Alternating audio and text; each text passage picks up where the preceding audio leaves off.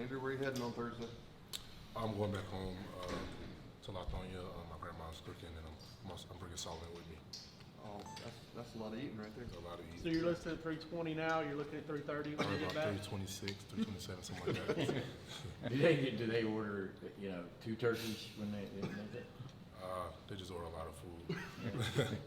If you warned your family about Solomon though, I mean, he can put away a little bit. He came last year, so Oh, did he? they're prepared. Yeah. Okay. What's the feeling as you guys get ready to go against Georgia Tech? Is this, still, even though their record is down and, all that kind of stuff, still an important game for you? It's still a rivalry. I remember back in 2016, I wasn't part of the team yet, but I was at the game, and they beat us here at home. So, it's still, stuck with a lot of guys here. So we just want to go out and play our best. What do you remember about that? I know every time they've won here, they've always done something to the hedges and stuff. Is that something that sticks with y'all? Yeah, I remember them, tearing up the field and having the hedges in their mouth and stuff like that. Do you guys have pictures of that in the locker room? Yeah, they put some pictures up, and we have like stuff in the weight room we're working on too. Were you disappointed on any level or ticked off that you didn't make the finals for the Outland Trophy? Yeah, I mean, I was upset about it, but it's just motivation to keep working. There's things I got to improve on, so that's what I'm trying to do. Team cognizant of the Joe Moore. You guys are still involved in that award, right? Yeah, we are. We're just trying to get better offensive line. We haven't been playing to our standard lately, so. What do you attribute that to?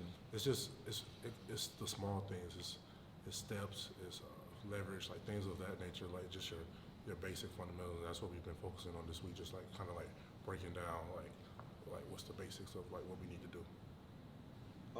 So in terms of the rivalry, I know that you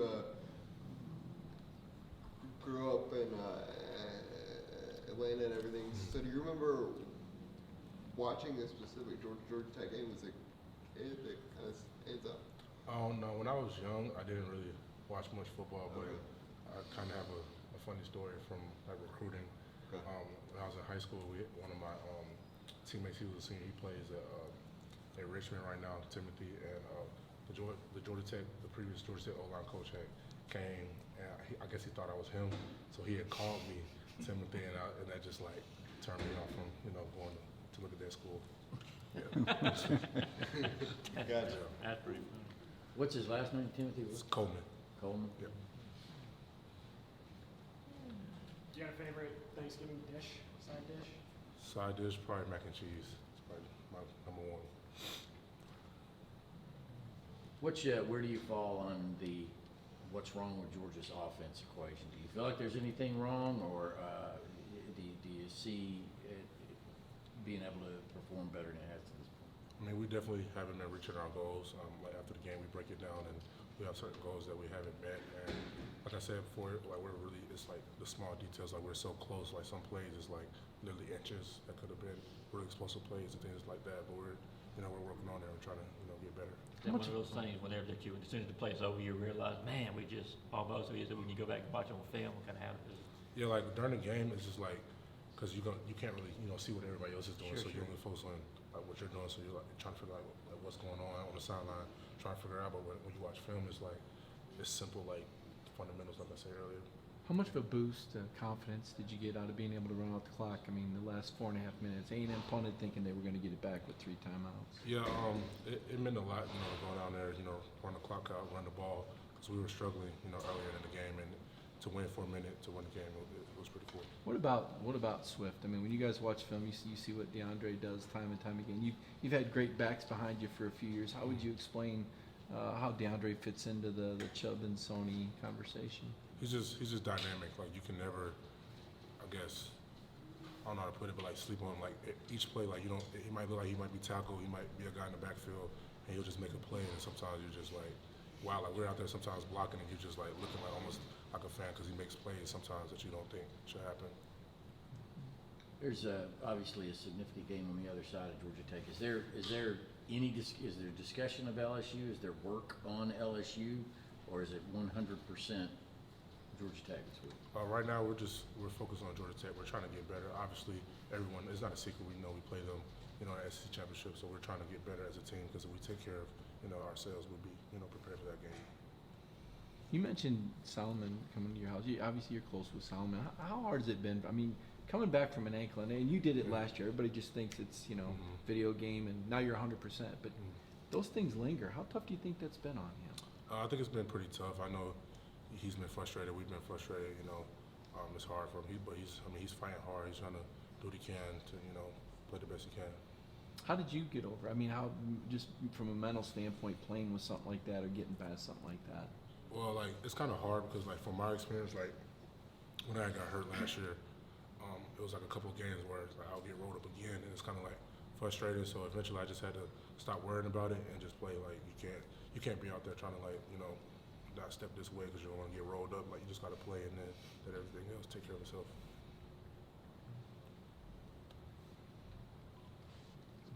Any of the young guys starting to emerge, impress you in practice? I mean, we only see the front line, but obviously you see the young guys come to fruition behind the scenes.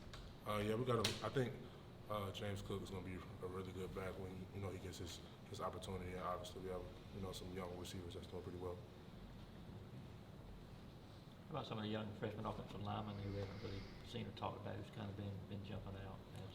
I think Clay Webb, once he figures it out, far as the offensive scheme wise, he's going to be a great player. He's really strong. He has good leverage. He's pretty athletic, so I think he's going to be good. How about Xavier and Warren? Xavier, he's been doing pretty well. Warren, he's been getting some more reps with us because he had been down on the scout team, but he's been getting some reps, with the twos, and he's gonna have to pick up some weight, but he has good technique. Xavier been kind of working behind you a little bit at left, or? Yeah, Xavier, he works at the second team left tackle, so Okay. I try my best just try to give him some points and things like that, trying to make him better play. What's the main lesson a young guy like that has to learn to play this position effectively? For him, just not to lean and pass pro.